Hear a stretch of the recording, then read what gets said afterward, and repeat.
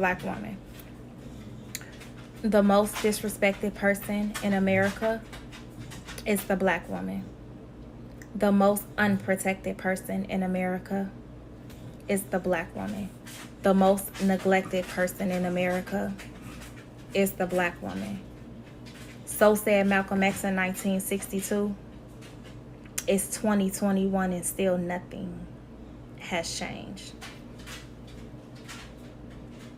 I am often judged before a crowd. My clothes make me a target. Mama says I have to be careful. My color makes me a target because I am Black. Can I walk the streets alone at night?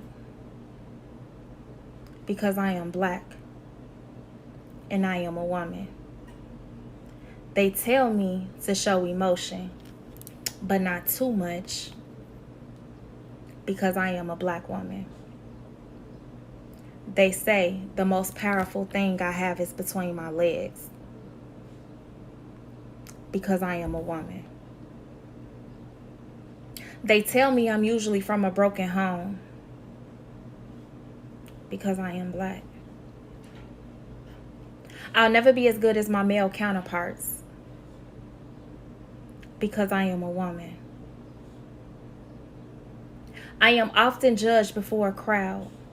My body is a public temple repairable by men. I am to be seen like decoration, because I am a woman. I am the unwanted immigrant. I am the style that everyone has. Everyone wants the benefits without having to be me. Cultural appropriation, they tell me, is not real. I am the minority that produces the majority. I am the flower that suffers in the winter, gallantly swaying in the wind. My history is not told in truth. I am the minority they wish was quiet. I am the roll of thunder at the crack of injustice. I am Tiff. I am the double minority, the unappreciated. I am the Black woman. Love and happiness. Truth is, it ain't always bliss. We endure, we overcome, we're knocking down doors, no one will take us out. We keep pushing, removing all doubt. If nothing else, we believe in each other. We are the keepers, they are our sisters and our brothers. So no matter what, we stand in unison. Refusing division, we got each other to the end. Their bitterness created a cohesiveness. We are united. No one will ever be able to comprehend. This love and happiness, truth is, it ain't always bliss. We endure, we overcome, we're knocking down doors. No one will take us out. We keep pushing, removing all doubt.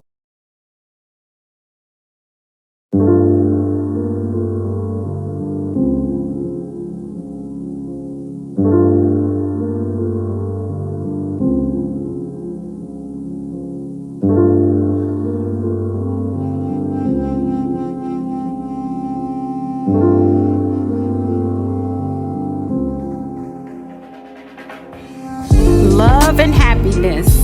Truth is, it ain't always bliss. We endure, we overcome, we're knocking down doors. No one will take us out. We keep pushing, removing all doubt. If nothing else, we believe in each other. We are the keepers. They are our sisters and our brothers. So no matter what, we stand in unison. Refusing division, we got each other to the end. Their bitterness created a cohesiveness. We are united. No one will ever be able to comprehend. This love and happiness, truth is, it ain't always bliss. We endure, we overcome, we knocking down doors. No one will take us out. We keep pushing, removing all doubt. As long as we don't give up, the voices of our fallen will outshine the corrupt. So there it is, you know the vibe. Acknowledge the truth, you can no longer hide. This love and happiness, it ain't always bliss. It's a new way, vision forward, all open doors, a new kind of love and a new kind of happiness. Happiness.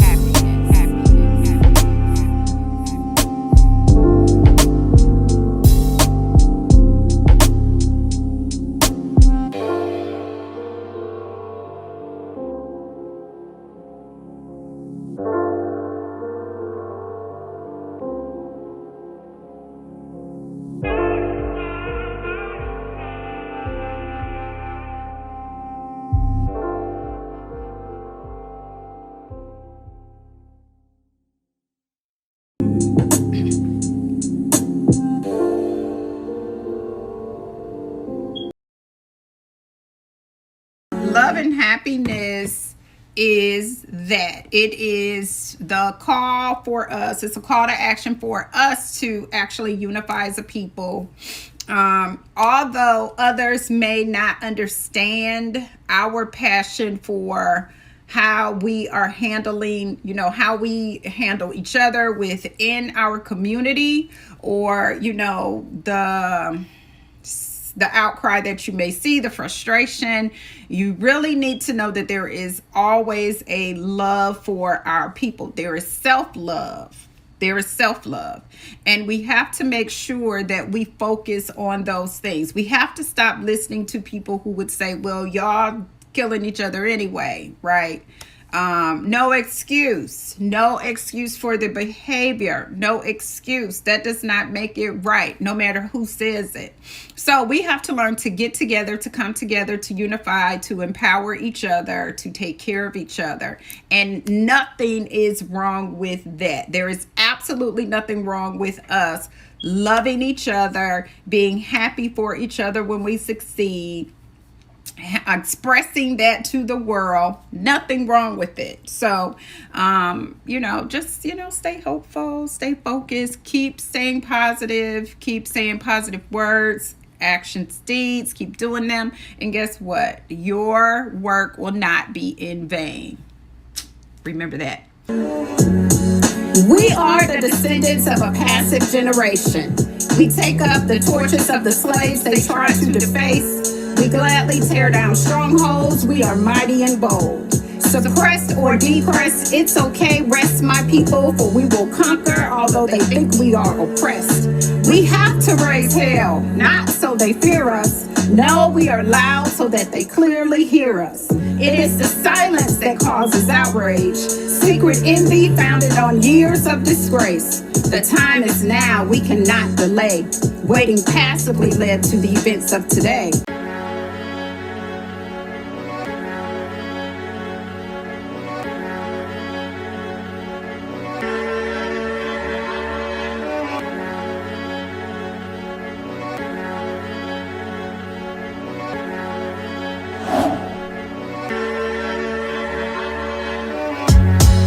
We are the descendants of a passive generation. We take up the torches of the slaves they try to deface. We gladly tear down strongholds. We are mighty and bold.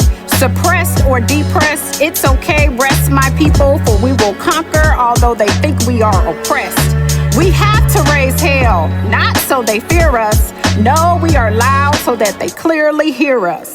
It is the silence that causes outrage. Secret envy founded on years of disgrace. The time is now, we cannot delay. Waiting passively led to the events of today. Stop rationalizing the wrongs of your ancestors who created systems to keep a race in its place. You say, but why? We say, stop questioning. You know the lies. Stand with us as we take back the respect you hope we would neglect. Forgetting is not the answer. Causing outrage is more than a cancer. Be accountable for the sins of the creators. Own what you did. Stop judging, being a hater. Brutality will never be excused. Our children are targets. Analyze the years of abuse. Change is required. If you want peace, allow peace to reside in you. We will no longer quietly stand by. We are standing our ground until the judicial system provides the same consideration for my brothers and our sisters as they boldly apply to you. We can no longer be silent, expecting to live free. Think about it. Silence fosters an attitude, a silent acknowledgement. It means we agree? No, never did we. The pain rips the hearts of our mothers and our fathers, of our sisters and our daughters, of our sons and our friends. Stop it, just stop it. I can't believe this does not bother you. Or is that it? That's the issue. It's no longer your past, it's you.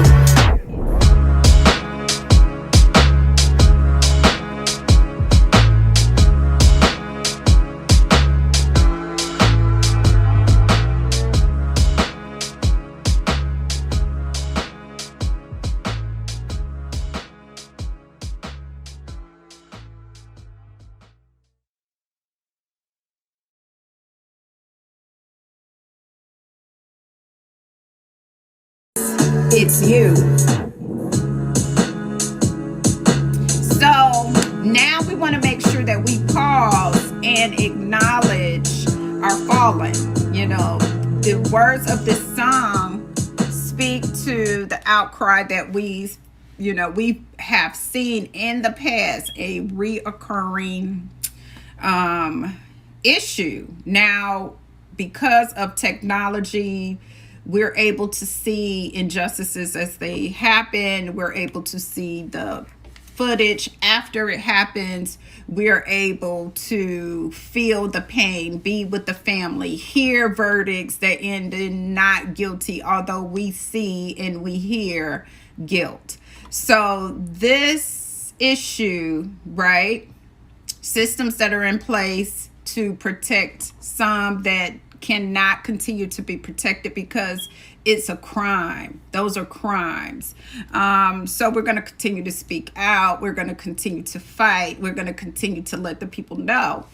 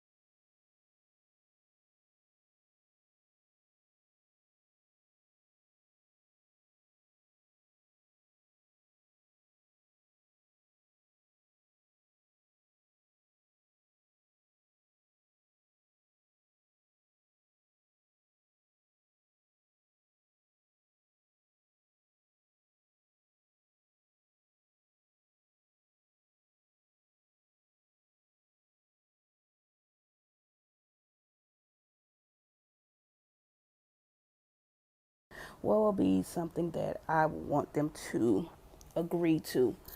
So, I pledge to be an advocate for all African Americans who has been treated unjustly in an unjustly world.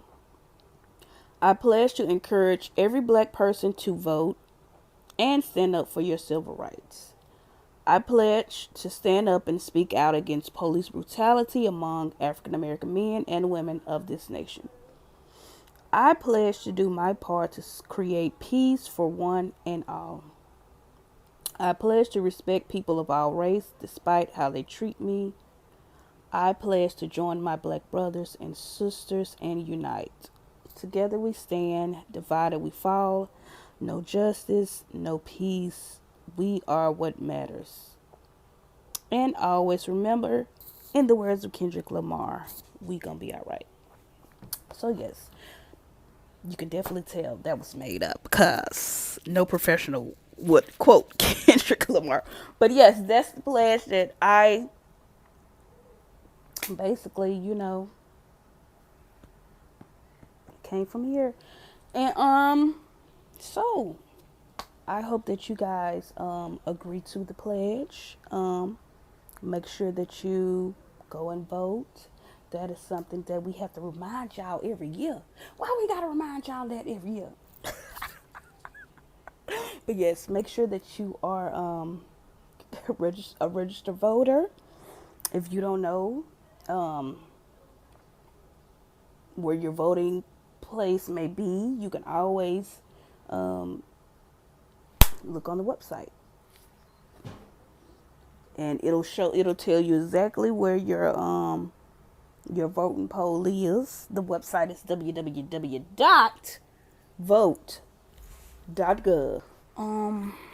Black Lives Matter is a movement that is still now going. The killing of Trayvon Martin by George Zimmerman It was a tweet. It was like a hashtag that grew. Mrs. Patrice, ever since she posted that, it went viral. And so just a little history about Black Lives Matter. Alicia Patrice and Opal founded the movement back in 2013. So Black Lives Matter has been around for a good little while. 2013. 2013, I don't even remember where I was. I know I was in college, but yeah. But yes, it was a movement that began back in 2013 in response to the acquittal of Trayvon Martin's murderer. The Black Lives Matter movement started with, I've already stated this, Trayvon Martin. And it's crazy because, first of all, see, this is why I can't talk about stuff like this, because I get so serious. And it started because he thought that he was threatened. So I don't understand. You thought that you were threatened, so you followed the person. Don't you think that if you was threatened, you would like turn around, like go back to your car, your house, But no, the threatened man took it upon himself to follow the person who he was threatened by, and he ended up taking his life, which was very sad. It's still sad to this day, and I just don't understand. But yes, he felt threatened. So it says that Zimmerman was charged with murder for Martin's death, but acquitted at trial after claiming self-defense. Thank you, Nerdy Winter, for the snack. How are you today? And thank you for following. Let me follow you back. You are gorgeous, by the way.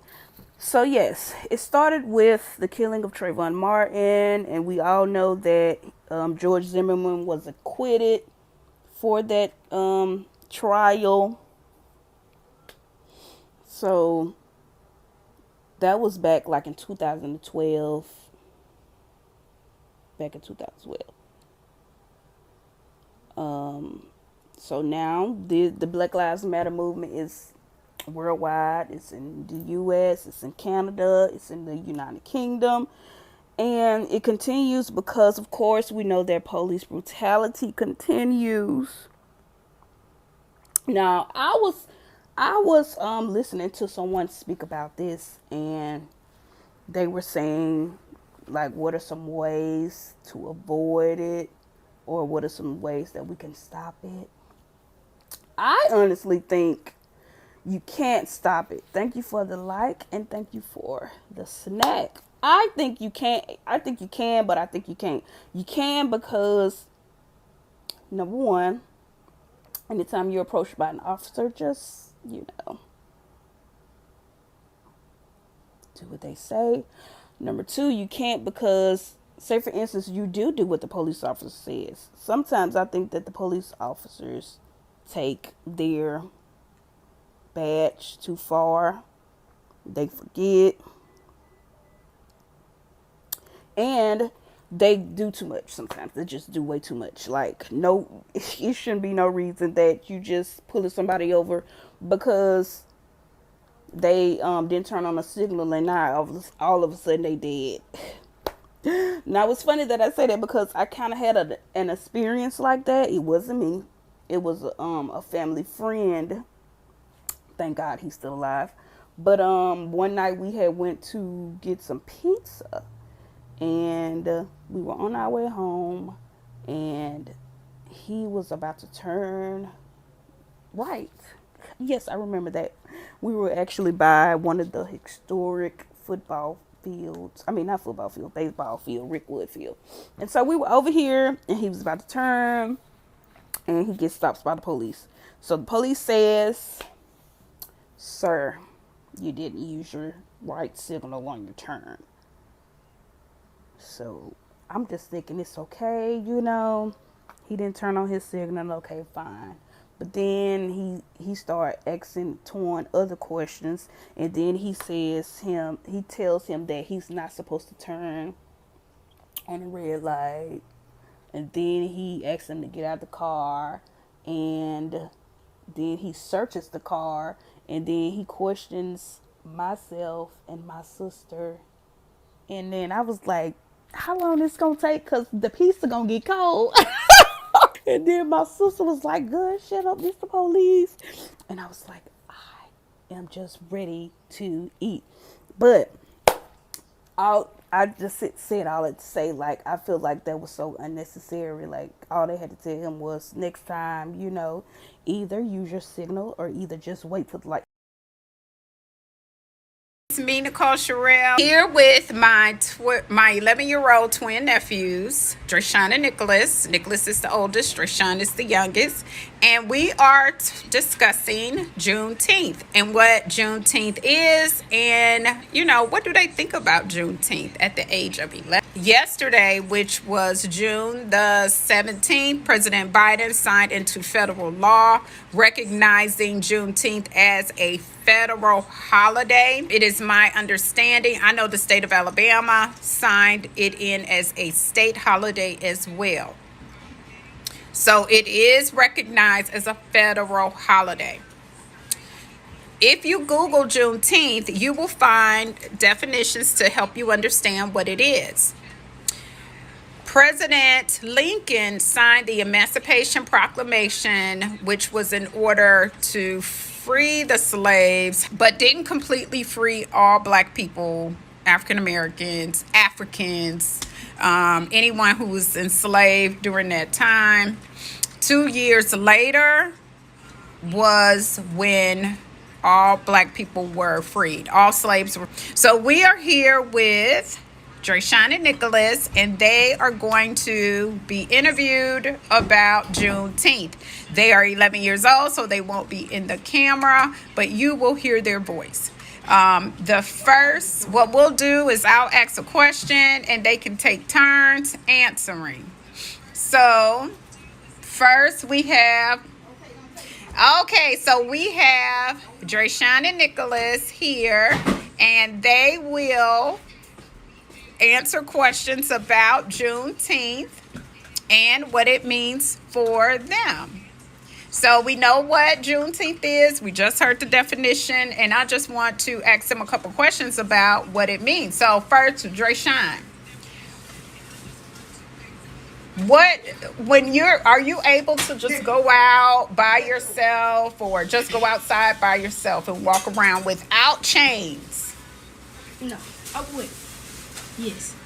Okay, so this is a comparison for you so you'll understand what it is, because we're not talking about parental guidance that tells you can't go here, there, whatever, you're too young, giving you structure. We're talking about as you would take Oscar and Sherman out and chain them to a tree. They can't go where they want to go. That's what we're talking about. So what do you think about when I just tell you that slavery was us as people not being able to go where we want to go?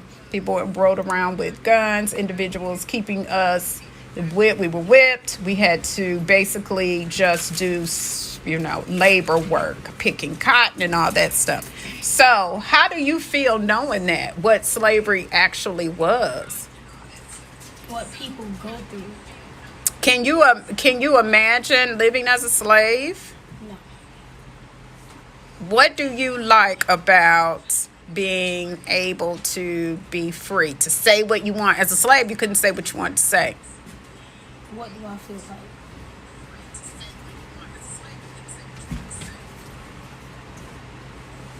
I feel like I wouldn't be the one to get whipped.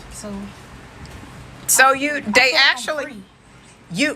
are free now, right? But what if you couldn't go to the store?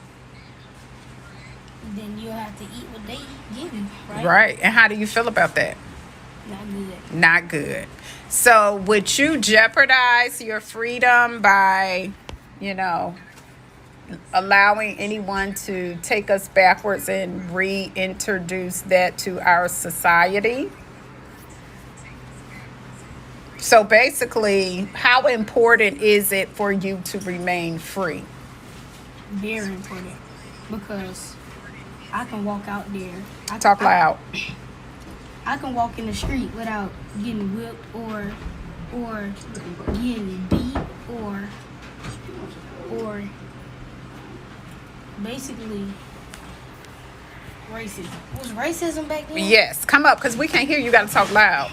Okay, repeat that. What did you say? I feel like I can be free because I can walk outside without getting whipped, beat, and racism. Without experiencing racism. So what about the racism that exists today? It's still the same thing. Well, it's not the same thing, but there are people who would want that to occur. So Like you're right. racism. Well, anyone has the potential to be discriminatory and racist. However, the goal is for us to get rid of that type of thought because, light will outshine darkness. So negativity is not going to win. As long as we are forward moving, making strides toward acknowledgement and correcting, then we are moving in the right direction. Right. So, back in slavery times, slaves couldn't read. They were not allowed to be educated.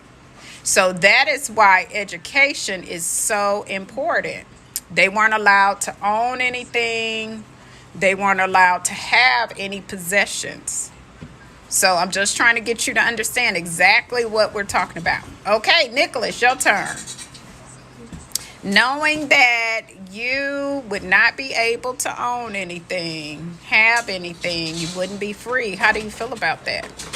I wouldn't feel good because, say for instance, whereas I'm going to live, like, say for instance, like, I'm a person, I'm grown and everything. What if I, like, have a house and anybody can just walk up to the house and they can, like, they just kick you out, like. Yep, they can take your property. That's right. And everything you put in the house, that you can't get that either. Right. Nothing belongs to you. So that wouldn't feel nice. Okay. I think these were really good answers. So how important is your freedom to you?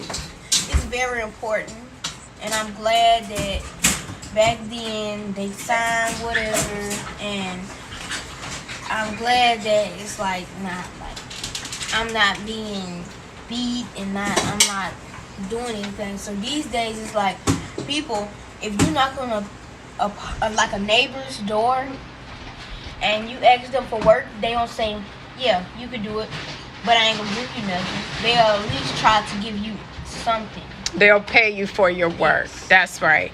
That is correct. They'll give you thank you for the snacks, guys. And things that you deserve for the work that you did. They don't beat you as you doing it, and they don't like back then they didn't give you nothing. Right. So how important is your education to you, knowing that you would not have been allowed to learn during slavery?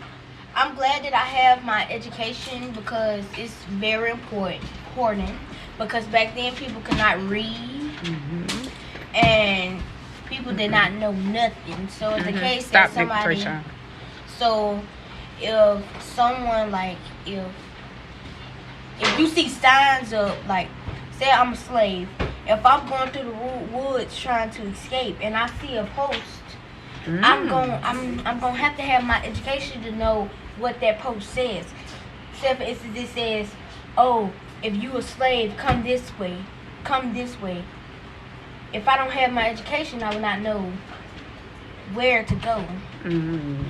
So that's why I say education is important. Say for instance, I'm at Walmart and I buy all my stuff and I get everything I need, and when they say pay, it'll say my total. And if I didn't have education, I wouldn't ever know what it means. Exactly. So that's why education is very important. Yeah. All right. Do y'all have any questions for me? Wait.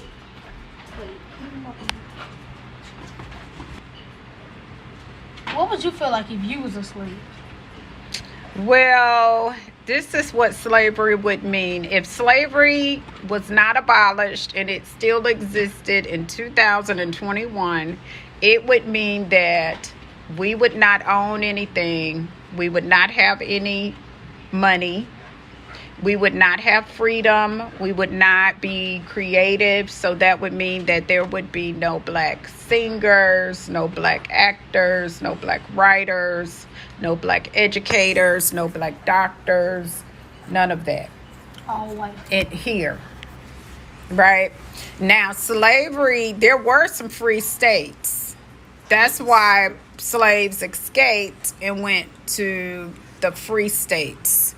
And you had people like Harriet Tubman that helped with the Underground Railroad free the slaves.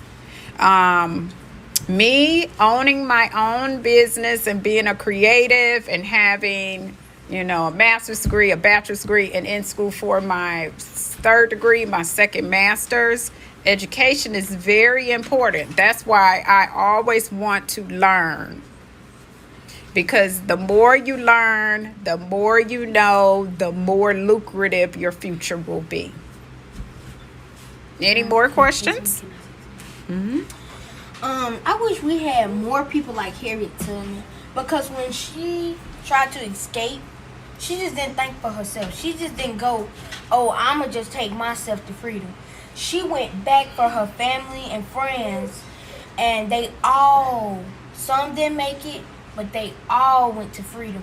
And I wish we had more people like Harriet Tubman, because that was nice of her. She just didn't think for herself. She went and disguised herself as Moses, and she went back to save her family and her friends. She just didn't now I'm free. I'm not gonna go back, and I'm not gonna think about Right, none she of my wasn't family. selfish. Yeah. Right, she put the other people before herself. Now let's move forward, because post Harriet Tubman, you had Martin Luther King. Yeah. Right? You have had others who actually, and even today, you have people who continue to push us forward. Because of slavery, we experience a lot of discrimination that we're still battling. Although some would say it doesn't exist, that's not true.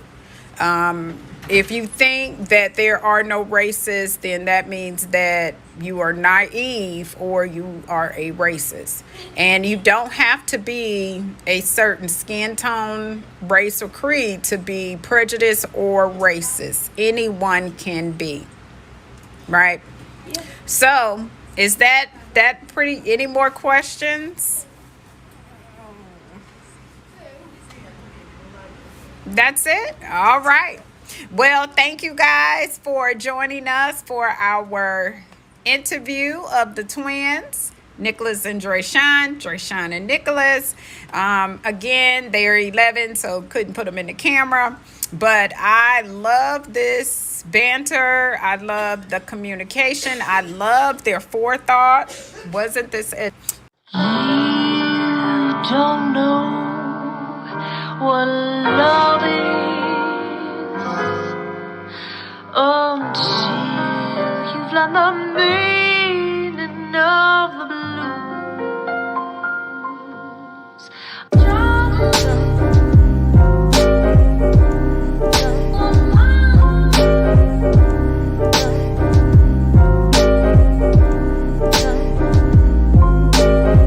The blood cries, then the phone rings.